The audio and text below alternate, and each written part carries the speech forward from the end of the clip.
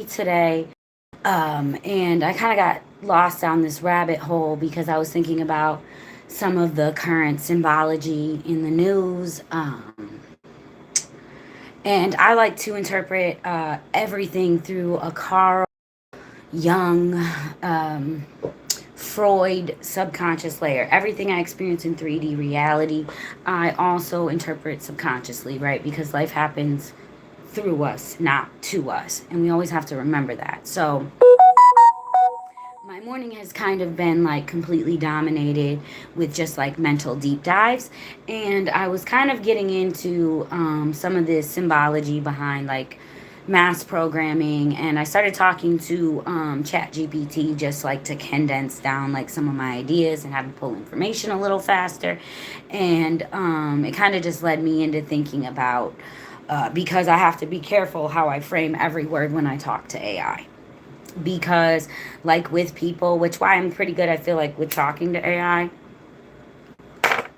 is because like with people, like every word, it triggers a different neural path, right? Like slightly different, like, and there's a subconscious programming to symbology, because the subconscious speaks in symbols, not words, but words are programmed in a way. So sometimes like talking to ai, you have to be very careful. Like one or two words can even change the whole context of your result, or the whole, like, uh, information you might receive back. And also, like when I speak with people, I always think of that. I think of myself as a pretty good orator and someone who like kind of just talks effectively. So one of the things that I started thinking about is, like trying to communicate with people better, just like um, daily, because there's certain things that you can't talk to people about because it triggers neural pathways. Shout out to Dolo the Pilot Man, always Archangel Uriel, like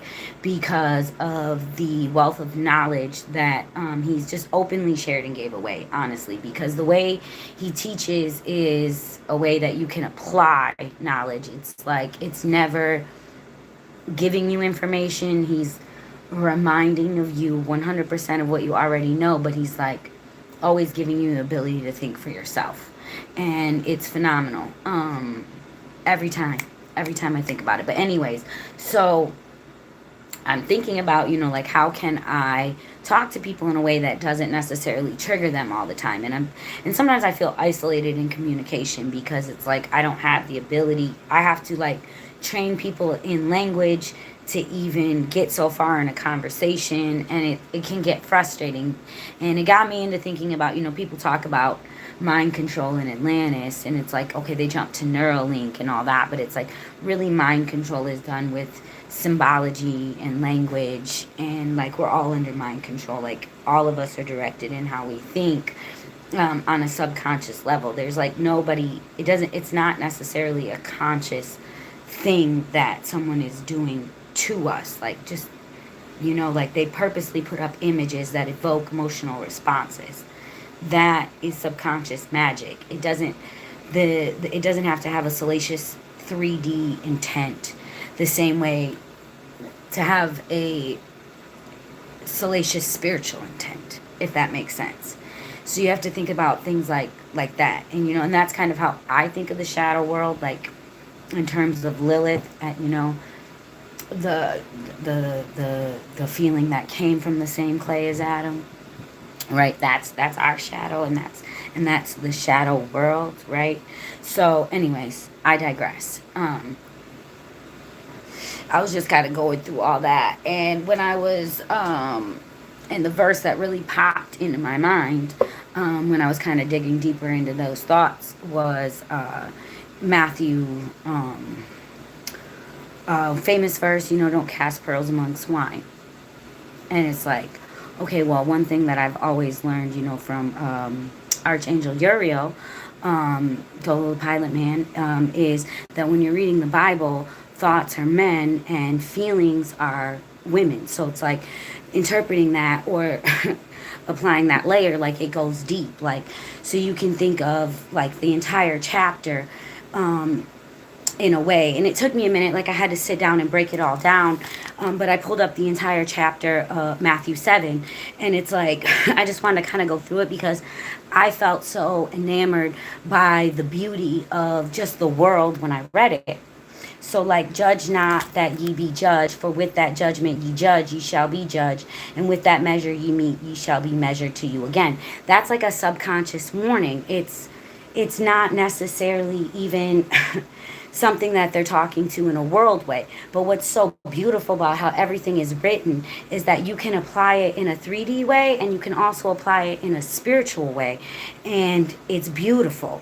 In both ways, it's correct. And I just liken that to being a being within a being, right? So anyways, then he goes on, it goes on, and it's like, why beholdest thou the mote that is in thy brother's eye, but consider not the beam that is in thy own eye? So that one I had to sit with for a minute, because I had to think of the term brother, right? Because I'm like, what does it mean when it's saying brother? So I'm thinking brother is like almost like is a thoughts that are similar to yours, right? So like, but when I sat with that, like, why pick the log out of your brother's eye when you need to pick the log out of your own eye? And how I interpret that is that you need to fix the underlying problem before you try to address the thought problem, right?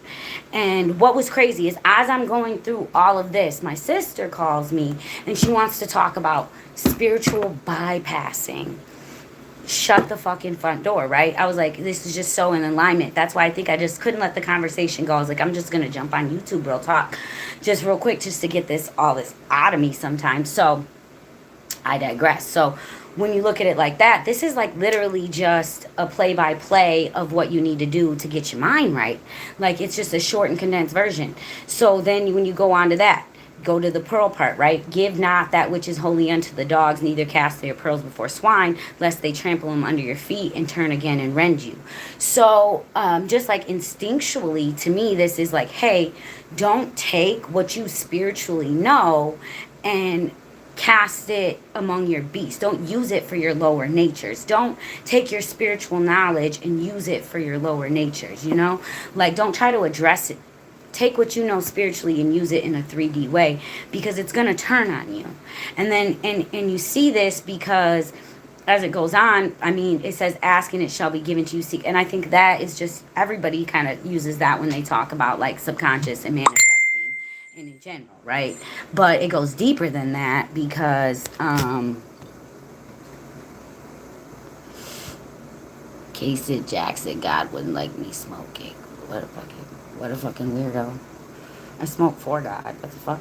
Okay, so anyways, ask it, shall you see, shall find. Okay, so for everyone that asks is receives, and they seek it, they'll find. That's just saying, like, you get what you ask for in life, right? Like, that's just asking from the subconscious. And then, so, Earth! Hey! Earth! White Moon. No, I haven't. I need to do that. Thank you. See, this is so important because I need new fucking shit to fucking learn all the time. But anyways, okay. But I just wanted to get this out. So, for everyone that asketh, receiveth, and he seeketh, findeth, and he knocketh, it shall be open. Or what man is there for you? So basically, like, you get what you ask for in life, right? And it goes on. And then, if ye then being evil know how to give good gifts unto your children, how much more shall your Father which is in heaven give good things unto them that ask him? So, like, children, I always look at as like our creations, the things we create. So it's like, of course, like, in your mind, your farthest thought, shout out Dolo, Archangel Uriel, always using his knowledge. I can never be mad at the man, can never fault the man for anything. But then, anyway, so, how much more shall your Father, which is in heaven, give good things to you, them that ask him, right? So that is just all beautiful about manifestation to me. Maybe I'm wrong, whatever. Anybody can throw all their thoughts out there that they want to. But then, therefore, all things soever you and men do unto you, do even unso to them, for this is the law and the prophets. So it's like when men do, so if you have a thought, you have to treat that thought how that treat thoughts you. And you know that this is what he's saying because as he goes on, he's talking about prophets and the trees that they bear. So it's like you have to treat that thought how that thought treats you. And he's like, enter ye at the straight gate, for wide is the gate and broad is the way that leadeth to destruction. We all know that when you're trying to create something or manifest something, you have to be specific. You can't just throw random broadness into the universe, because you're going to end up in chaos. You have to be specific and narrow in your way in what you're trying to create, right? So that just was beautiful to me. And then it just goes on to say, like about the trees. So like you can tell what type of thoughts bring what type of fruit, and that's on you to cut down those trees that are bearing bad, evil fruit, right? And that's how you know that's not a good thought. And I guess my favorite part is, not everyone that saith unto me, Lord, Lord, shall enter into the kingdom of heaven, but he that doeth the will of my Father which is in heaven. The will of the Father, the solar plexus, the Son of the Father, Jesus Christ. So whichever, do the will of the Father, the farthest thought, whoever is in alignment, Lord, Lord, lower self, subconscious, right? So,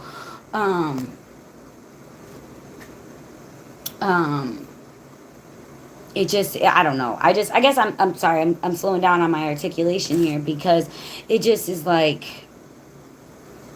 many will say to me in that day, Lord, Lord, have we not prophesied in thy name, and not cast devils, and not done many wonderful works?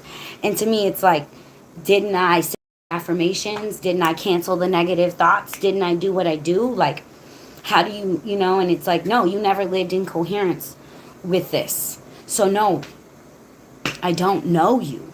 Like, a house divided against itself will fall, right? So subconscious and conscious, this is the house. My Father has many mansions, right?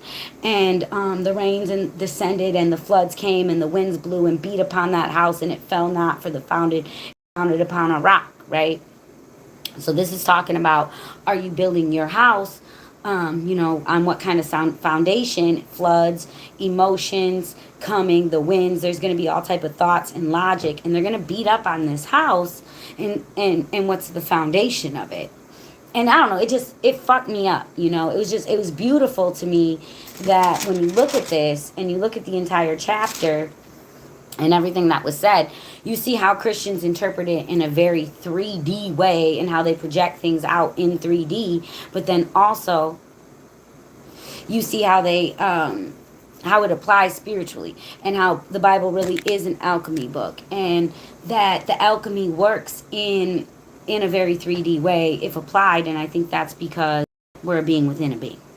I don't know. That's just kind of where I'm at. I don't know. I was really excited to share that. It was just a good day for me. Whenever I get a new thought, I feel sparked up. So yeah, I guess I'm done then.